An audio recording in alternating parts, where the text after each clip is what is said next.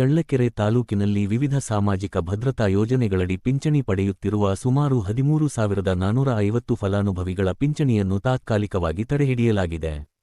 ಅರ್ಹ ಫಲಾನುಭವಿಗಳಿಗೆ ಮತ್ತೊಮ್ಮೆ ದಾಖಲೆ ಸಲ್ಲಿಸಲು ಅವಕಾಶ ಕಲ್ಪಿಸಲಾಗಿದ್ದು, ಜುಲೈ 31 ರೊಳಗೆ ಸಂಬಂಧಿತ ಗ್ರಾಮಲೆಕ್ಕಾಧಿಕಾರಿಗಳಿಗೆ ಅಗತ್ಯ ದಾಖಲೆಗಳನ್ನು ಸಲ್ಲಿಸಬೇಕಾಗಿದೆ.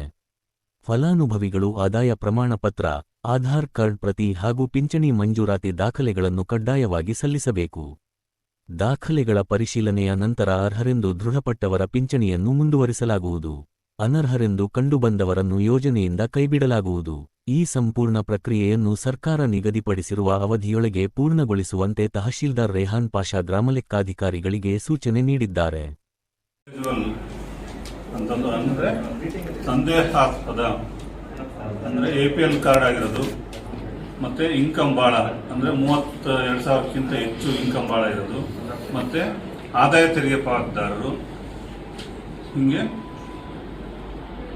ಮತ್ತೆ ಜಮೀನು ಭಾಳ ಇರೋದು, FID ಮೂಲಕ ಜಮೀನು ಭಾಳ ಇದ್ದು ಸಣ್ಣ ರೈತರಿಂದ ಅಂದರೆ 2 ಹೆಕ್ಟೇರ್ಗಿಂತ ಹೆಚ್ಚು ಇರೋರು ಪೆನ್ಷನ್ ನಿಂತಿದ್ದಾರೆ. ಅಂಥವ್ರಿಗೆ ನಮ್ಮ ತಾಲೂಕಲ್ಲಿ 13,480 ಫಲಾನುಭವಿಗಳಿಗೂ ನೋಟಿಸ್ ಕೊಟ್ಟಿದ್ವಿ. ಸೂಕ್ತ ದಾಖಲೆಗಳನ್ನು ನೀಡಬೇಕಂತ. ದಾಖಲೆಗಳಂದ್ರೆ ಅವರು ಆಧಾರ್ ಕಾರ್ಡು, ರೇಷನ್ ಕಾರ್ಡು ಮತ್ತೆ ಇನ್ಕಮ್ ಸರ್ಟಿಫಿಕೇಟ್, ಇಷ್ಟು ದಾಖಲೆ ಮತ್ತೆ ಡಾಕ್ಟರ್ ಸರ್ಟಿಫಿಕೇಟ್, ವಯಸ್ಸಿನ ದೃಢೀಕರಣ ಪತ್ರ. APL ಕಾರ್ಡ್ ಇರೋವು ಕಂಪಲ್ಸರಿ. BPLಗೆ FID ಮೂಲಕ ಅವರು ಹೆಚ್ಚು ಜಮೀನಿದ್ದು APL ಕಾರ್ಡ್ ಆಗಿರ್ತದೆ. ಅಂಥವನ್ನ FID ನಮೂದಿಸಿ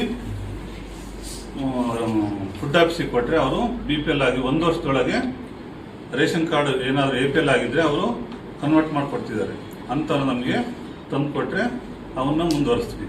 ಮತ್ತೆ 32,000ಕ್ಕಿಂತ ಹೆಚ್ಚು ಇದ್ದು ಅವನ್ನ ನಮ್ಮ VA ಮತ್ತು RI ಪರಿಶೀಲನೆ ಮಾಡಿ ಅವರ ಇನ್ಕಮನ್ನು ನಮೂದಿಸಿ ಡಾಕ್ಟರ್ ಸರ್ಟಿಫಿಕೇಟು ಸೂಕ್ತ ದಾಖಲೆ ನೀಡಿದಲ್ಲಿ ನಾವು ಮುಂದುವರಿಸ್ತೀವಿ. ಇನ್ನು ಆದಾಯ ತೆರಿಗೆ ಪಾವತಿದಾರರು, ನಾವು ಆದಾಯನೇ ಕಟ್ಟಲ್ಲ ಅಂತಂದು ಆದಾಯ ತೆರಿಗೆ ಇಲಾಖೆಯಿಂದ ಪಾನ್ ಕಾರ್ಡ್ ಅವರ ಕುಟುಂಬದ ಒಟ್ಟು ಸದಸ್ಯರ ಪಾನ್ ಕಾರ್ಡ್ ಅನ್ನು ತಗೊಂಡೋಗಿ ಅವ್ರ ರಿಪೋರ್ಟ್ ತಗೊಂಬಂದು ನಮ್ಮ ಲೆಟರ್ ಮೂಲಕ ಕೊಟ್ಟಲ್ಲಿ ಅವ್ರನ್ನ ನಾವು ಮುಂದುವರಿಸ್ತೀವಿ. ಇಷ್ಟು ಮಾಹಿತಿ ನಮ್ಮ ವಿಲೇಜ್ ಪೆನ್ಷನ್ ಕಂಟಿನ್ಯೂ ಮಾಡ್ಬೋದು.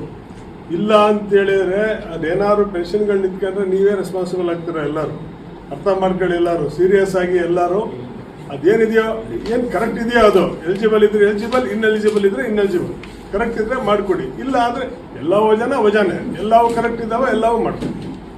ನಾನು ಹೇಳ್ತೀನಿ, ಎಲಿಜಿಬಲ್ ಕ್ಯಾಂಡಿಡೇಟ್ಸ್ ಇಂದ ಏನಿದಾವೋ ಒಂದು ಟೈಮ್ ಇದು ಮಾಡ್ಕೊಳ್ಳಿ. ಎಷ್ಟು ಜನ ವಿಲೇಜ್ ಅಕೌಂಟೆಂಟ್ಸ್ ಇದ್ದೀರೋ ನೀವೆಲ್ಲ ಎಷ್ಟೆಷ್ಟಿದಾವೆ ಪೆನ್ಷನ್ಸ್ ನೋಡ್ಕೊಂಡು ಡೈಲಿ ಎಷ್ಟು ಮಾಡಬೇಕು ಅಂತ ನೋಡ್ಕೊಂಬಂದು ಕೊಟ್ರೆ ನೀವೆಲ್ಲ ಒಂದೇ ಸತಿ ಲಾಸ್ಟ್ ಡೇಟ್ ತಂದು ಕೊಟ್ಟರೆ ನಮಗೆ ಮಾಡೋಕ್ಕಾಗಲ್ಲ. ಡೈಲಿ ನೀವು ತಂದು ಕೊಟ್ಟರೆ ನಿಮ್ಮ DTS ಕೊಡಿ. ನೀವು DTS ಮಾಡ್ಬೋದಲ್ಲ. ನಿಮ್ಮ DT ಕೊಟ್ಟು ಎಲಿಜಿಬಲ್ ಇತ್ತು ಅಂದರೆ ಪೆನ್ಷನ್ ಕಂಟಿನ್ಯೂ ಮಾಡಿಸಿ.